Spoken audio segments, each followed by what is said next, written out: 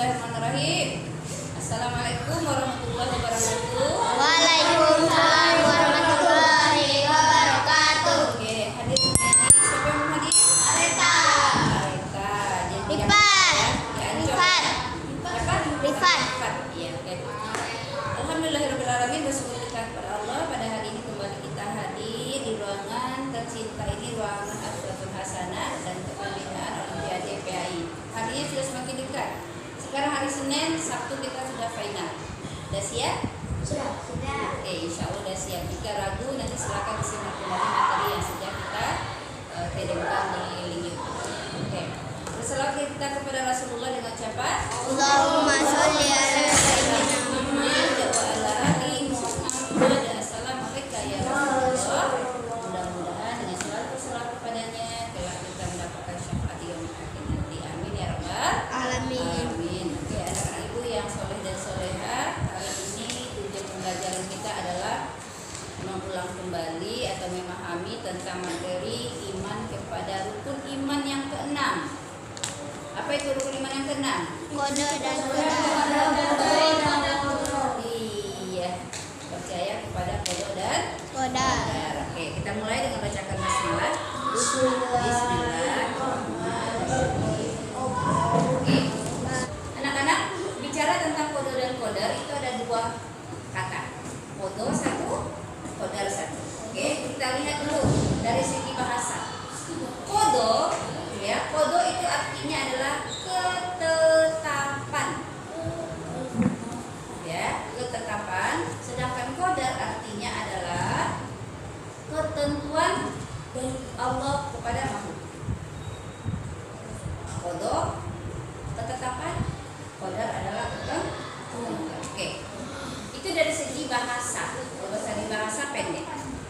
Kemudian kita tinjau lagi dari segi istilah. Nanti dia dari segi istilah biasanya ditanyakan. Dari segi istilah, qada itu adalah ketetapan Allah terhadap makhluknya sejak zaman azali yang belum terjadi. Ketetapan Allah terhadap seluruh makhluknya sejak zaman azali yang belum terjadi. Jadi artinya qada itu adalah rencana Allah. Kita misalkan seperti ini. Jika seorang ingin membuat mobil, membuat mobil nih ya, orang pabrik bikin mobil. Itu mobil yang dibuatnya pasti dia akan memberikan ketentuan-ketentuan. Ini mobilnya akan Anda buat ini, kapasitasnya yang akan muat berapa orang, ya kan? Laju kecepatannya berapa? Itu kan ada ketentuan-ketentuannya kan? Seperti kemarin Khalil membuat apa Khalil? Apa kemarin APC itu? Keren. Nah, keren itu kan berapa panjangnya itu kan Khalil sama tim yang menentukan kan? Iya kan? Jadi seperti itu. Jadi ketika Allah ingin menciptakan makhluknya, Allah sudah buat ketentuan. Misal, anak ingin menciptakan yang namanya manusia, maka manusia itu akan anak buat seperti ini, ada jenis kelaminnya. Jadi ada laki-laki, ada perempuan. Kemudian kata Allah nanti mereka akan berkembang biak, ya kan? Akan berkembang biak. Ada kematian, ada kelahiran. Jadi seperti itu. Jadi ada jodohnya. Jadi saat itu Allah ingin membuat sesuatu, menciptakan sesuatu, Allah buat ketentuan. Juga seperti itu. Ketika Allah ingin menciptakan alam semesta, Allah menentukan ada siang, ada malam. Jadi Allah menentukan juga matahari itu nanti akan terbit di sebelah timur, tenggelam di sebelah barat. Ada pergantian siang dan malam. Terus ada nanti bulan ketua laut yang di situ akan ada pasang surut. Itu namanya qada. Paham? Itu adalah ketentuan Allah terhadap makhluknya yang belum terjadi. Itu sudah dicatat oleh Allah di Lauhul Mahfuz. Di mana? Di Lauhul Mahfuz. Jadi semua ketentuan kita ini di Lauhul Mahfuz sudah ditentukan oleh Allah sebelum kita diciptakan. Kemudian qadar adalah ketentuan Allah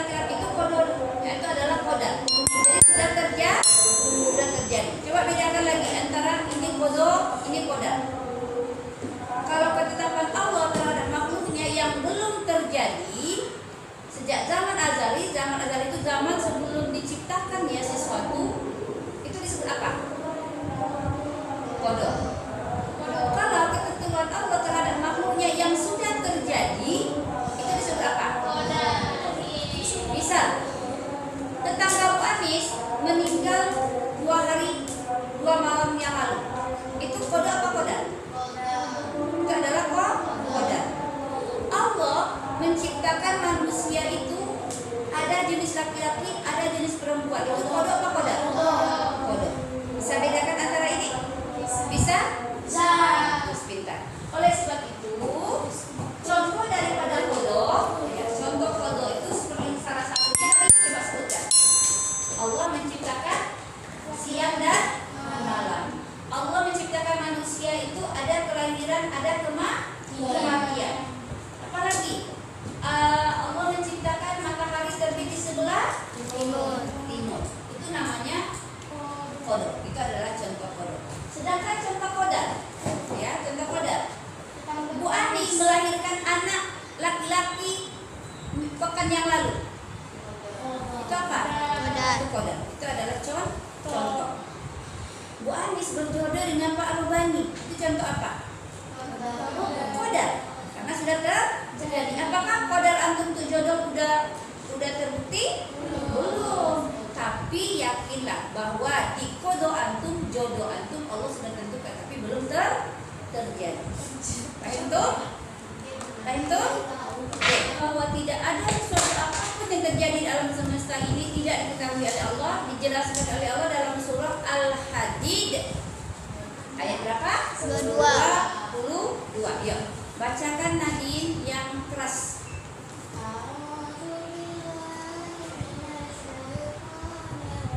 Lagi buat.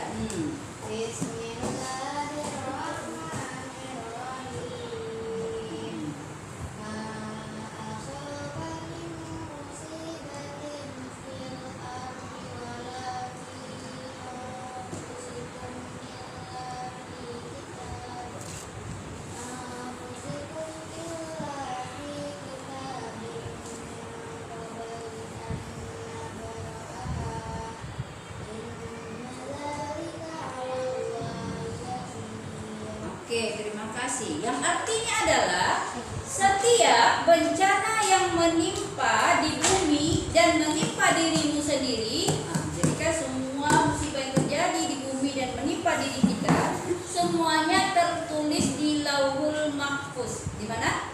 Nah, semuanya sudah tertulis di kitab Lauhul Mahfuz. Sebelum kami mewujudkannya, berarti sebelum terjadi. Sungguh yang demikian itu mudah bagi Allah. Surah apa itu? Al-Hadid ayat 22. Jadi kalau seandainya Anda tanya nanti itu dapat. Ya, jadi ini menjelaskan bahwa semua ketetapan Allah terhadap makhluk itu sudah dituliskan di kitabnya di mana? Di Lauhul Mahfuz. Lauhul Mahfuz yang belum terjadi. Oke. Sekarang anak-anak dalam kehidupan sehari-hari sekarang sudah sering kita mendengar qadarullah. Sering tidak kita mendengar qadarullah sekarang? Kalau dulu takdir, ya. Jadi sesuatu yang sudah terjadi pada diri kita itu namanya qadarullah atau takdir. Nah, takdir itu bisa kita bagi menjadi dua macam. Ya, yang pertama namanya takdir mubram. Yang kedua namanya takdir mu'allaq. Oke, coba ulang. Takdir terbagi berapa? 2. 1 mubram, 2 mu'allaq. Takdir mubram adalah takdir yang terjadi pada diri kita yang tidak bisa kita ubah. Enggak boleh kita mengubahnya. Contoh, Allah sudah mentakdirkan jenis kelamin si Khalil laki-laki. Mamanya mau jadi perempuan anaknya. Boleh? Enggak boleh di otak hati. Kecuali jika alat kelaminnya 2. Ada namanya kunsa dalam agama Islam. Kunsa itu anak yang lahir dalam keadaan 2 jenis alat kelamin. Tetapi tetap saja dari 2 ini ada satu yang berfungsi. Nah, ketika satu ini berfungsi, yang satu yang tidak berfungsi itu dibuangkan. Itu yang bukan dioperasi. Tapi kalau normal tidak. Atau sebaliknya. Ya, atau sebaliknya. Konata lahir dalam keadaan perempuan. Mamanya mau laki-laki, dioperasi jenis kelaminnya. Tidak boleh. Karena itu adalah contoh dari takdir apa? Takdir apa? Mubram. Ya, takdir mubram. Jadi contoh takdir mubram itu adalah jenis kelamin, ya kan? Kemudian warna kulit juga begitu. Seorang rocker yang kata itu tadi awalnya itu kulit hitam, itu Michael Jackson. Nah, Nah, maknanya Michael Jackson itu adalah keturunan orang Afrika ya. Dia tuh kulitnya hitam banget itu, hitam banget ya. Nah, karena dia agak populer, dia terkenal, maka dia mengubah dirinya menjadi putih. Nah, jadi itu nggak boleh. Jadi mengubah seperti itu nggak boleh ya, kakak. Nah, itu adalah contoh dari takdir. Takdir apa? Mubram. Takdir yang tidak boleh diubah namanya takdir mubram. Nah, yang kedua macam takdir yang kedua apa? Takdir mu'alaq adalah takdir yang bisa kita upayakan, yang bisa kita usahakan sebisa kita. Ya, karena Allah bilang nih, Allah bilang dalam surah Al-A'raf. Allah menyampaikan dalam surah Al-A'raf ayat 11. Berapa? Ayat 11. Ayat 11. Oke, ikuti. Bismillahirrahmanirrahim. Bismillahirrahmanirrahim. Innallaha Innallaha la yughayyiru ma biqaumin. la yughayyiru ma biqaumin.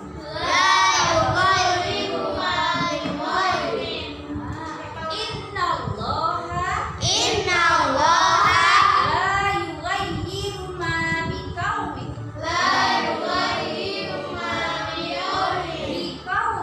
Biqaumin. Hatta yughayyiru ma bi anfusihim. Ulang lagi surah Al-A'raf ayat 11 ini ayat yang menjelaskan bahwa manusia harus berupaya, harus berusaha mencapai apa yang ia inginkan. Innallaha la yughayyiru ma biqaumin hatta yughayyiru ma bi anfusihim. Sesungguhnya Allah tidak mengubah nasib suatu kaum sampai kaum itu mengubah nasibnya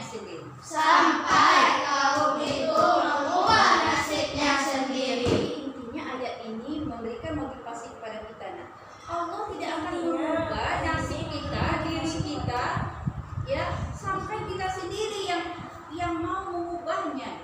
Allah tidak akan memberikan kepintaran sama kita kalau kita tidak mau pintar. Nah, kalau kita mau pintar, upayanya seperti apa? Belajar.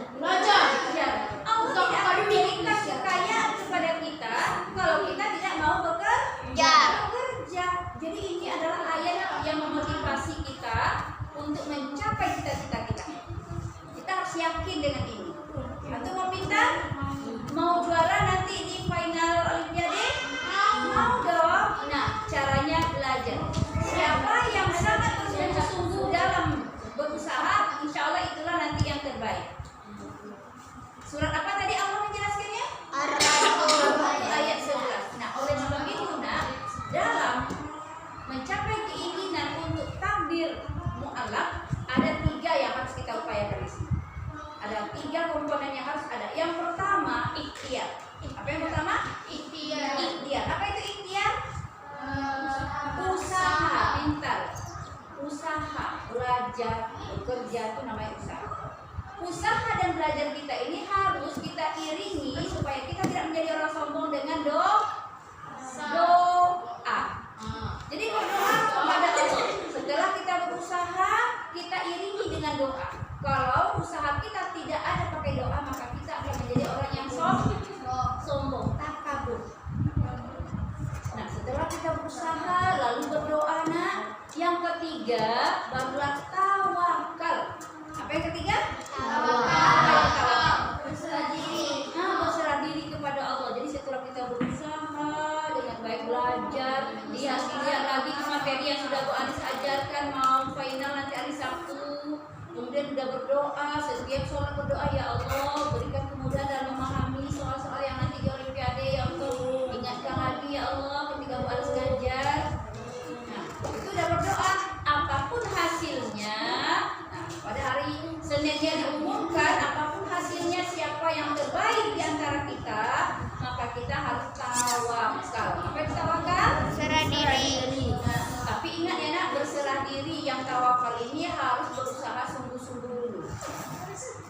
pasrah. Tawakal tidak sama dengan pasrah. Contoh pasrah apa? Kata belajar lagi, udah besok lomba nih, kata mama ya. Tenang aja mama, kan udah belajar kemarin. Sementara kawan lihat lagi tuh, YouTube-nya dilihat lagi ini, dia udah tuh bisa namanya pasrah. Ya kan? Jadi intinya takdir daripada mu'alaf itu adalah takdir yang kita harus usahakan untuk memperolehnya. Mau kaya harus bekerja, mau pintar harus belajar, mau sehat harus makan makanan yang sehat dan berolahraga. Nah, hikmah daripada beriman kepada qadar dan qadar ini adalah jika apapun yang terjadi pada diri kita ya, kalau hal itu menyenangkan kita harus bersyukur. Jika hal itu terjadi pada diri kita yang tidak kita sukai, berarti kita harus bersabar. Bangunlah pemikiran selalu husnuzon kepada Allah. Apa itu husnuzon? Berprasangka baik. Berprasangka baik. Enggak boleh kita bersangka kepada Allah. Karena apa? Karena Allah Maha tahu apa yang terbaik buat diri kita. Betapa banyak ya nak ya doa yang kita sampaikan kepada Allah belum terkabul. Kadang-kadang nanti antum udah besar baru terkabul. Tidak. Atau Allah memang tidak mengabulkannya karena Allah tahu doa itu tidak baik buat antum. Ada permintaan kita yang tidak baik menurut Allah untuk diri kita ada. Mungkin kita mau kaya misalnya ya, tapi Allah tidak mengabulkan kaya cuma sudah. Kan sifat yang wajib bagi Rasul. Sidik artinya amanah dipercaya, tabligh menyampaikan, lawan mustahil. Kizib artinya dusta, khianat tak dipercaya,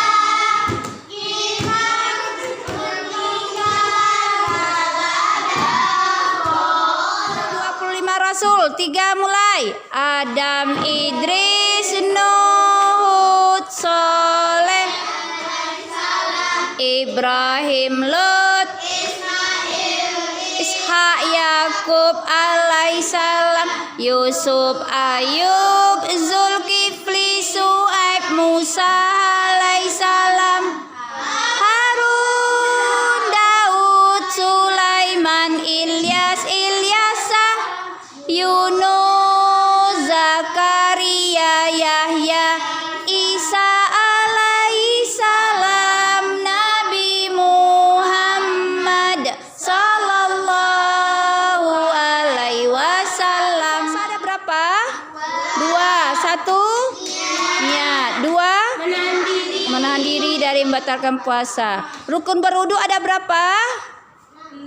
6. 1 berniat, 2 membasuh muka, 3 membasuh tangan hingga siku, 4 menyapu kepala, 5 membasuh kaki hingga mata kaki, yang keenam tertib.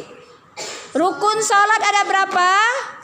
13. Yang pertama berniat, yang kedua berdiri bagi yang mampu, 3 takbiratul ikram, 4 membaca Al-Fatihah, 5 ruku, 6 iktidal, 7 sujud, 8 duduk antara 2 sujud, 9 duduk tawaruk, 10 membaca tasawuf akhir, 11 membaca salawat Nabi, 12 salam ke kanan dan ke kiri, 13 tertib. Dalam mempelajari zakat ada 2 hal yang harus kita ketahui. Yang pertama istilahnya muzaki. Apa itu muzaki? Orang yang membayarkan zakat. Kemudian yang kedua mustahik. Apa itu mustahik? Orang yang boleh atau berhak menerima zakat. Di mana Allah jelaskan orang yang berhak menerima zakat? At-Taubah ayat 60. Pintar. Ada berapa golongan orang yang berhak menerima zakat? Ada 8. Coba sebutkan. Fakir, miskin, amil, mu'alaf, riqab, gharib, fisabilillah, Ibnu Sabil. Pintar. Jadi satu-satu sekarang Ibu Anis tanya. Akil, apa yang masuk dengan miskin? Ya, Satria. Orang yang bekerja tapi tidak cukup. Tidak, kalau dia punya pekerjaan tetap, orang bekerja, berarti dia sudah miskin. Fakir apa? Orang tidak ada pekerjaan tapi Orang yang tidak memiliki pekerjaan, ya, tidak punya harta, tidak ada untuk kehidupan sehari-hari. Oke, itu fakir. Jadi kuncinya dia tidak punya pekerjaan tetap. Ya, kalau punya pekerjaan dia, bagi pekerjaan tetap itu miskin. Kalau tidak cukup untuk kehidupan sehari-harinya. Oke, apa itu amil? orang yang tidak panitia zakat. Panitia zakat, mengumpulkan, membagikan zakat. Oke, apa itu rikob? Budak atau hamba sahaya. Apa itu gharim? Orang yang terlilit hutang, ya, bukan untuk maksiat atau ke dunia duniawi gitu ya, beli mobil, beli apa, itu enggak. Apa itu fisabilillah? Iya, orang yang memperjuangkan ajaran agama Islam seperti ustadz-ustadz yang ada di desa-desa, guru-guru ngaji yang ada di pedesaan, itu mereka nggak dibayar, nggak digaji ya nak. Kadang-kadang mengharapkan 25 perak, 100.000, 50 gitu ya bayarnya ya. Tapi kalau ustadz-ustadz kondang seperti UAS ya enggak gitu ya, atau ustadz kita yang lain gitu. Anak-anak pesantren ya kan yang menuntut ilmu tuh tergolong kepada fisabilillah ya, yang orang tuanya kurang mampu. Apa Ibnu Sabil?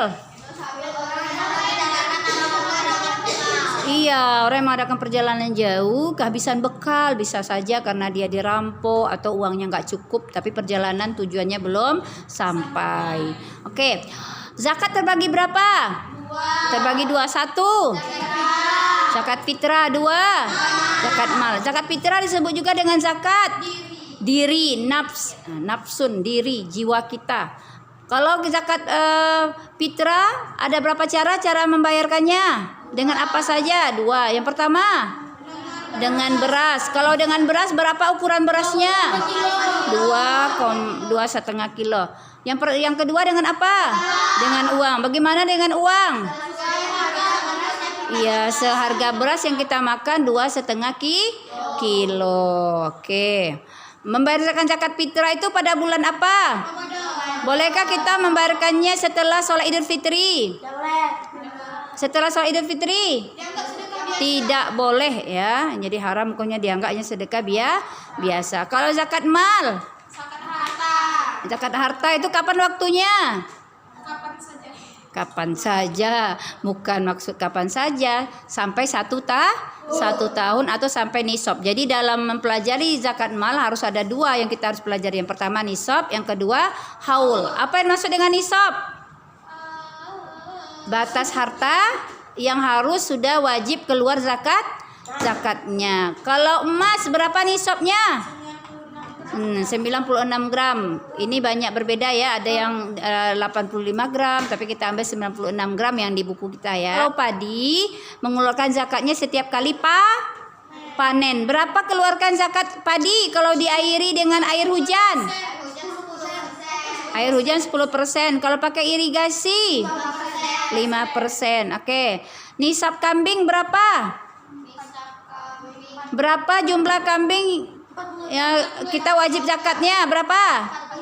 40 ekor nisab kambing. Kalau sapi 30 ekor. Oke, itu kalau sudah kita miliki 1 tahun. Jadi ingat ya nak, ada haul, ada nisab di situ. Paham Tom? Oke, itu misalnya ya dasar hukum. Allah memerintahkan kita untuk berwudu sebelum melaksanakan sholat karena kita harus bersuci dulu. Dijelaskan oleh Allah tata cara berwuduknya dalam surah apa? Al-Maidah ayat 6. Benar. Coba silakan bacakan. Yuk. Bacakan.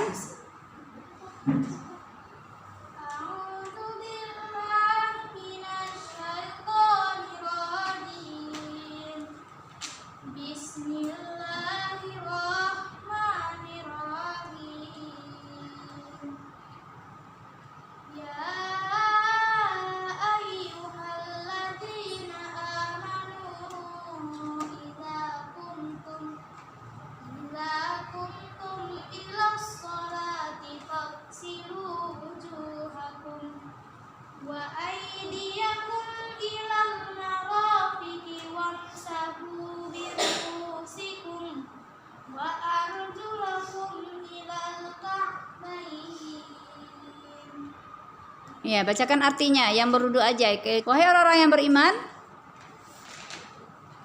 jika kamu ingin melaksanakan sholat, maka basuhlah mukamu, kedua tanganmu, ya sampai siku, menyapu kepala sebagian kepalamu, dan membasuh kaki sampai mata.